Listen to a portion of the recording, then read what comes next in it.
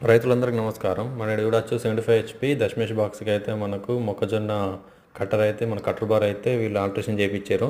But ఏందంటే ఈ మిషన్‌కి మనకు మొక్కజొన్నకు కోస్తాయి కటర్ అవన్నీ చేంజ్ చేసుకుంటే స్టవ్ ఆకారాలు అనేవి బెండ్ అవుతున్నాయి అని అంటారు.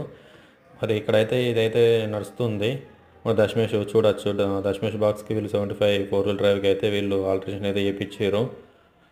మరి మీ దగ్గర అయితే ఎట్లా నడుస్తుంది? డైరెక్ట్ మిషన్ నడుస్తున్నాయా? ఇప్పుడు జాండీర్‌లో కానీ, న్యూలాండ్‌లో కానీ డైరెక్ట్ మిషన్లు కూడా వచ్చినాయి.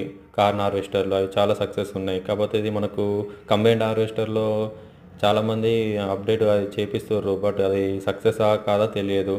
కొందరు అడిగితే ఏమంటారంటే ఈ స్టవకర్లు బెండ్ అయితే ఎందుకు అవసరం లేదు అది మిషన్ ఖరాబ్ చేసుకుని తప్ప ఏం లేదు అంటారు.